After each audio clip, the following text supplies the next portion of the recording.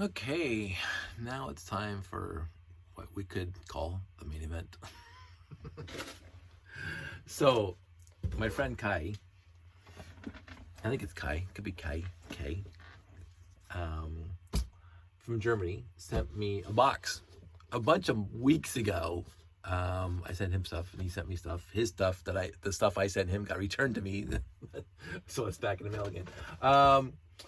But he sent me this set.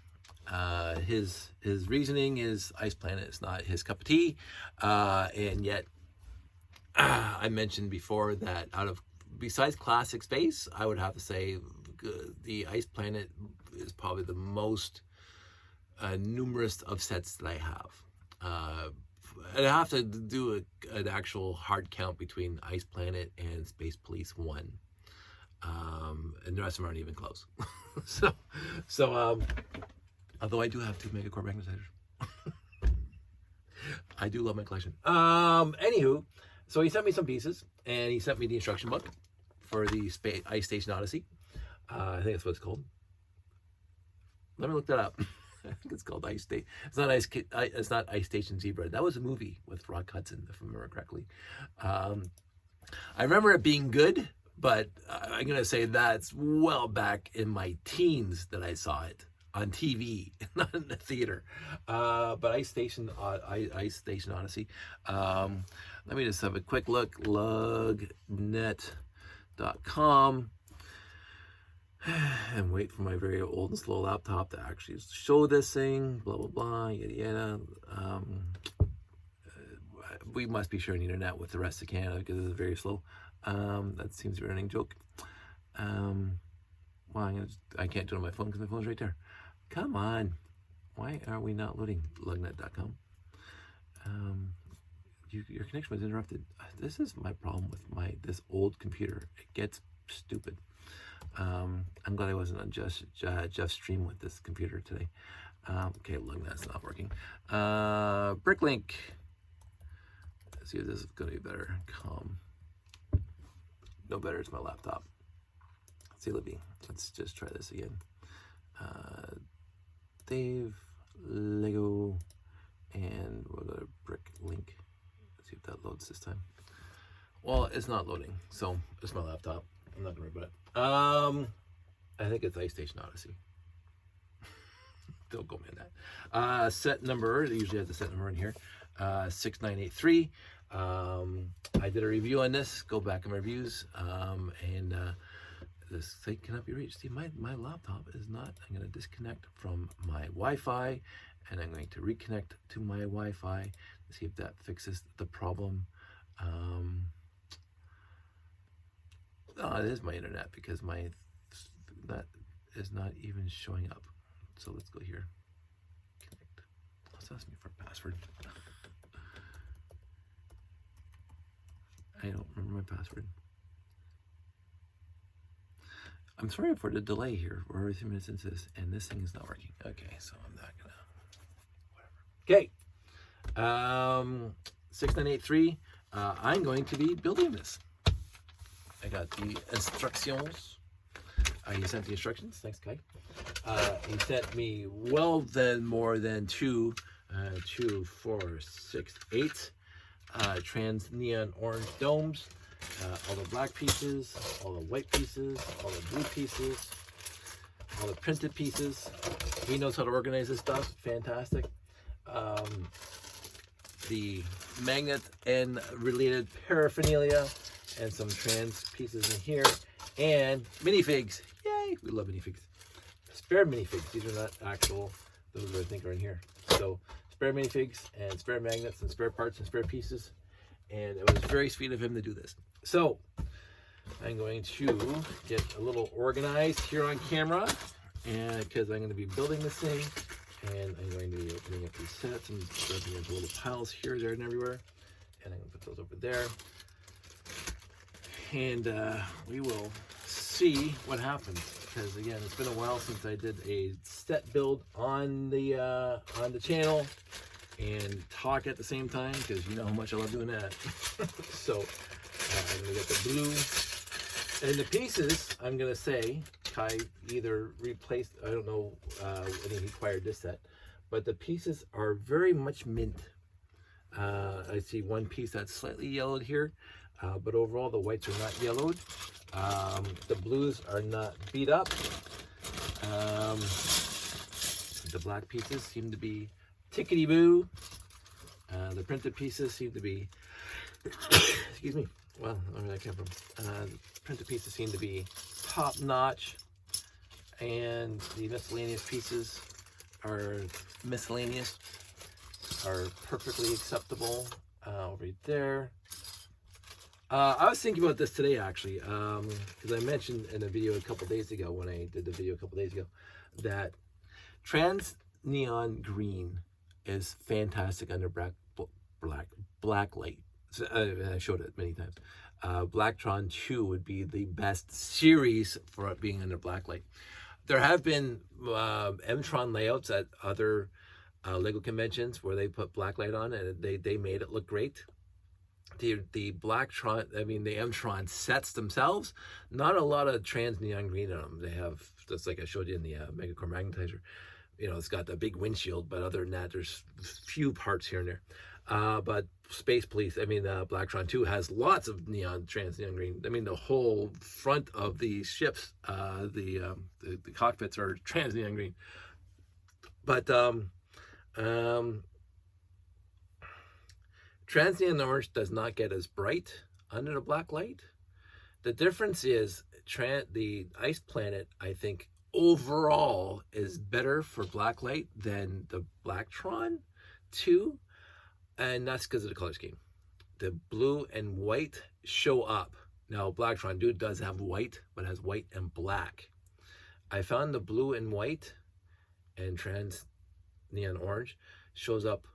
You can see details of the ship. It's not focused on the trans neons. You can see the other colors.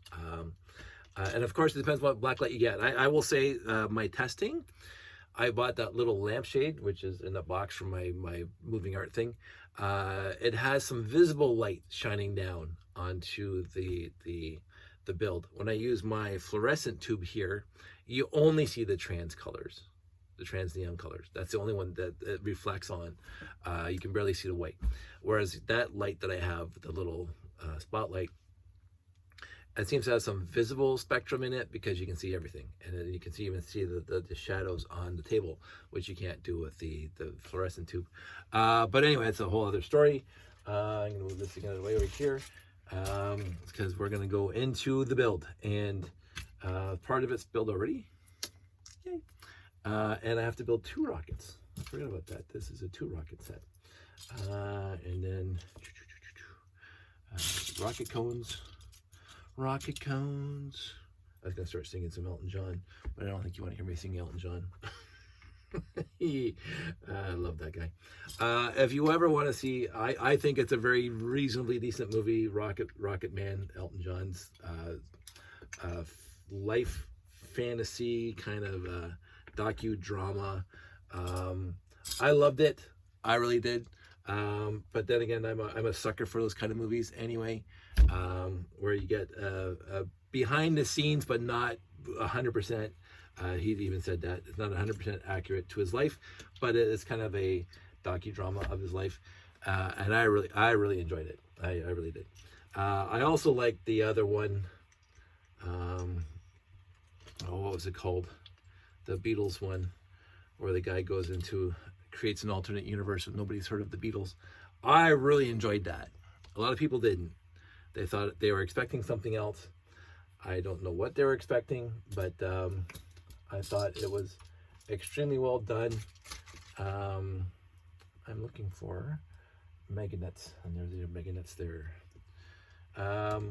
I thought that I'm a sucker for a nice romance, and that was a nice romance movie. And it had some really humorous parts, and it had some really, really poignant parts in it. And the actor they got to play the other character, I won't give you any innings, was utterly fantastic. I really, really did really enjoy that movie a lot. Glad I saw it. What am I missing? I'm missing Oh, the blue. Yes, the blue round. Blue round. Blue. That's probably it. So far, fantastic. Thanks, Kai. So other movies that have a musical basis, Mamma Mia was okay. I saw it in the theater. That was fun. I love going to the theater. Sandy and I went to see Beethoven. I don't know if I mentioned that. For my birthday present, we went to Hamilton Place. Yes, I'm going to keep on calling it Hamilton Place. Just a few weeks ago. I guess it was over a month ago now. And we saw the last time that the conductor, because she was there with Hamilton's harmonic for 8-9 years, and now she's going back to her home country. But it was Beethoven's Ninth is my favorite symphony. It is my most favorite symphonic score ever. It's some people find it a little too much. I love it from beginning to end. There are some. It's not perfect. It's not a perfect symphony, but I will say that it is ranking up there. Well, it is my favorite, and my favorite symphonic thing. Now, Beethoven's Seventh, the second movement, I think it is, or maybe it's the third movement of Beethoven's Seventh, which you heard in Mr. Holland's Opus, which is another fantastic movie. Mr. Holland's Opus is a great, wonderful Richard Dreyfuss and Hedley Lamarr. No, that's not her name. But she, the whole movie is just poignantly wonderful. I always wanted to, when I was in high school, I was really appreciative of my teachers. 99.9% of them. One I did not appreciate at all, but the rest of them were utterly fantastic. Just give me one moment, please. I have to go find something.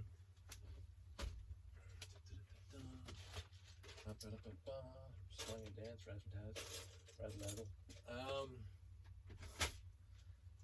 yeah, Mr. Holland's Opus is just a wonderful movie. Not Dreamcatchers. With what's her name? Ben Affleck's ex-wife, Jennifer Garner. Dreamcatchers or Peacekeepers, Dreamcatchers. Anyway, she plays a teacher in like a bad area. There's two of them that are almost identical but completely different. Morgan Freeman playing the principal of that school. I can't remember what it's called. Fantastic movie. And then James Belushi playing the principal at another school where he has to, or a teacher where then he gets a lot of threats. I like those kind of school, because I had a really good time in school, and I really appreciated my teachers, and I always wanted to write a story, and yet they're all done. So anyway, but Richard Dreyfuss was just fantastic in that Mr. Holland's Opus. It is just such a wonderfully decent, kind movie. And there's a lot of, you watch it, and there's just a lot of actors in that some were in the West Wing afterwards, even and you recognize some of the other people that were in it, like the coaches and all of this. Like, there's a lot of great actors in that movie, Mr. Holland's Opus.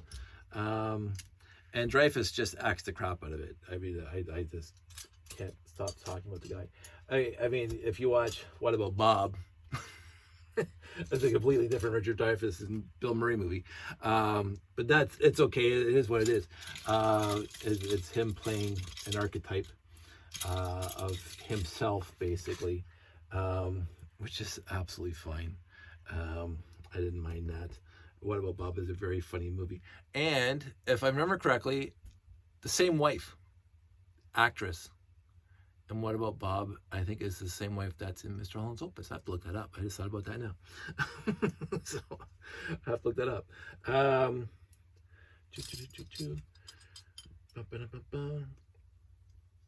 Other genres of movies I like. I am a hopeless romantic. I really am. I've always been. What's my favorite romance movie? Not The Notebook. Although that is a great movie. It's tough for me to say. It really is. We watched all these Hallmark Christmas movies and all the Valentine movies and all the other movies.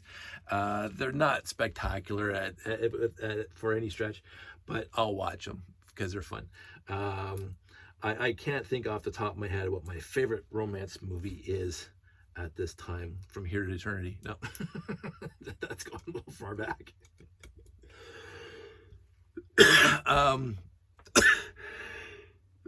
Here's me without a drink. I should have thought about that before I started building this thing. You're going over there now. That's 2 things done. We're into part 3, moving along. It's tough. Again, I always find it tough to pick a favorite genre. There are some themes, some genres that I just a favorite movie from a genre. Some movies I mean genres, science fiction, Star Trek. It's not even a competition. It's not Star Trek's the way of life. But I'm going to mention overall. I mentioned this before. I have seen up until the 2000s. I'd like to say I've seen almost every single science fiction show, movie, whatever that there ever was. Forbidden Planet, Battle Beyond the Stars. There's one called When Worlds Collide. I think it's 1954. I think, don't quote me on that, but I remember it being black and white. And it's the scientists discover that some huge planetoid is going to crash into Earth, and then they have to make a decision of who's going to get off the planet. That's the whole premise of the movie. Again, I'm not giving you spoilers, but that is a spoiler. When Worlds Collide. I haven't not seen that movie in 40 plus years, but I remember it being good for the time that it was made. Good concepts, good science fiction concepts, and even the rocket sled that gets the speed up for the rocket plane to take off into space, going along the rocket sled and then going up the side of the mountain with the track, because then you don't have to carry the fuel with you like they did with the space shuttle. You know, for 1954, the concept was solid. The Day the Earth was still the original. The Day the Earth was still 1951. Just one of my favorite science fiction movies, literally of all time. I still love it to this day. It is slow. It is, you don't get like an emotional, like you don't get attached to the characters, not even the woman. You feel kind of bad for her, but the point of the movie wasn't for emotional attachment. I didn't mind the remake with Keanu and Jennifer Connelly. I did not mind the remake, but I thought they didn't capture the essence of the first movie. They grabbed all the points of the first movie, that the Klaatu, Barada, Necto, and the big robots and whatever, and blah, blah, and imposing and whatever.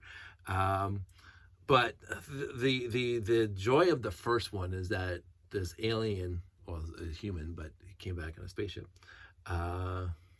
hides amongst the population, and that's a motif that happens in a lot of science fiction. I mean, it's E.T. is basically the same thing. So, but the motif of the Day of the Earth is still the original. I thought was better, and then he gets to understand humanity, blah blah blah, and then he feels like he has to do something and tell them they have to smarten up. So I really, really, really love the first one. And anytime it's on TV, I'll watch it. Like, seriously, anytime the Day the Earth is still, 1951. I think it's 1951. I will watch it because it is just a spectacularly awesome movie. What else? Battle Beyond the Stars is nothing to write home about at all, even though Richard Thomas from John Boy Walton's in it. And George Papard's in it, and Robert Vaughn's in it, and there's a whole bunch of people in it that you think would be awesome. 1981, I think it was.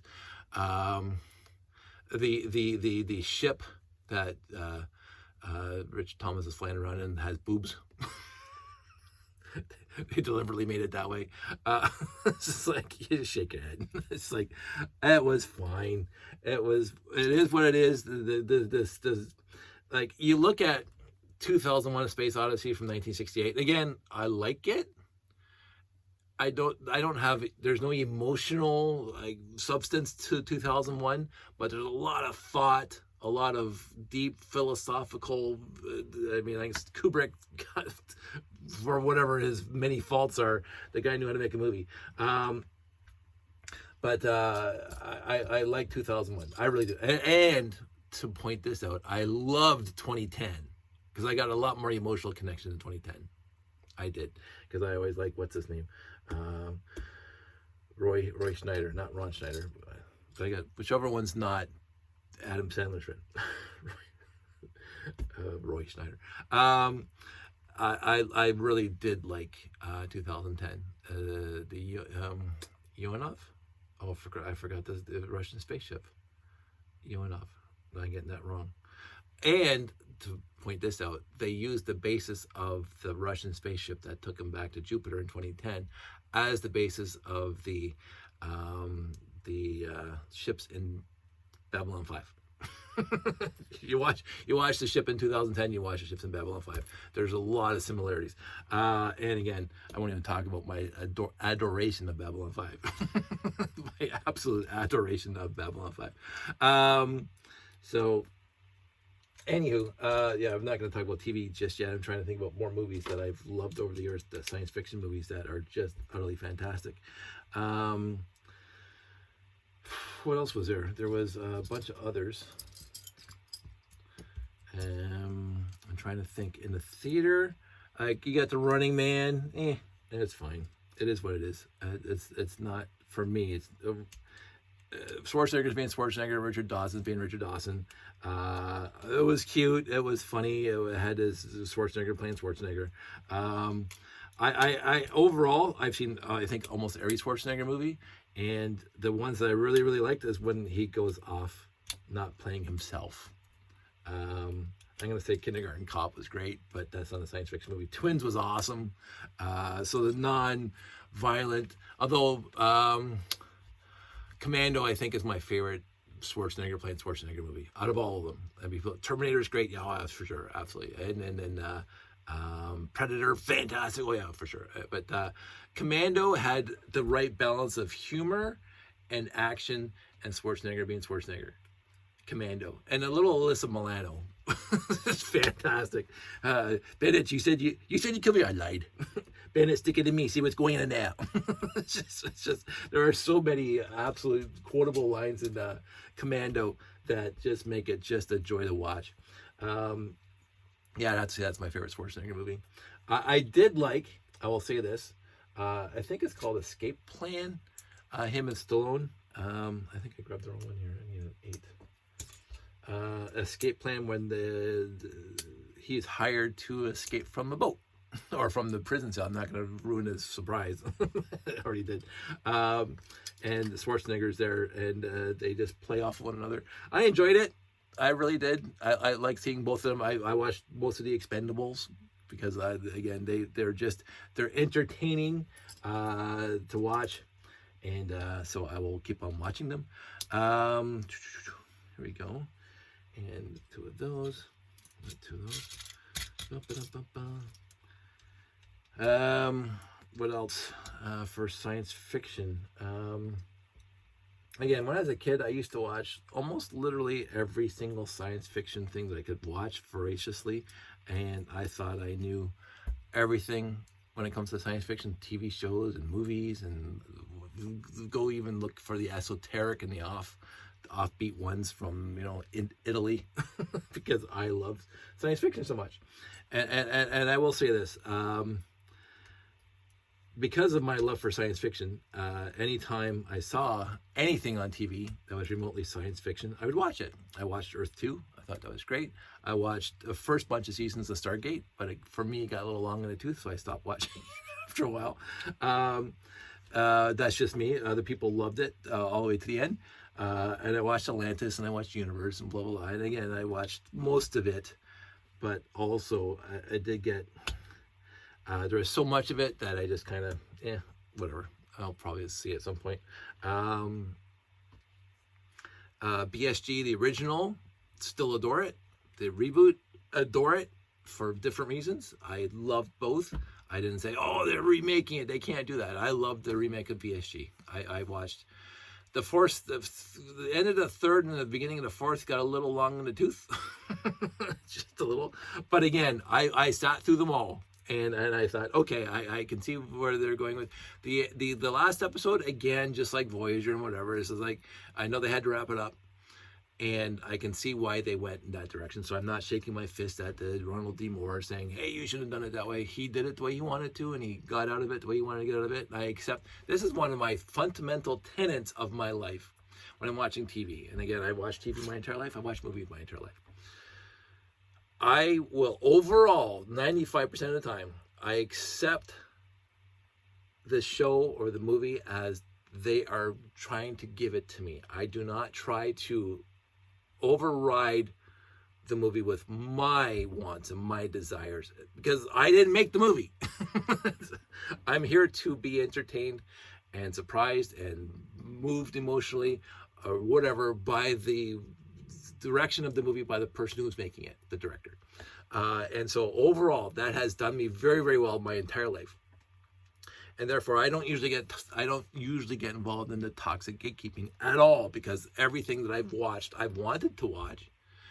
Very, very few movies in my entire life that I walked out of, because maybe it's different now. Maybe I've grown up or changed. I might like those movies now, and I won't go to this right now. But overall, I accept the presentation of the movie as it's given to me by the people who made it.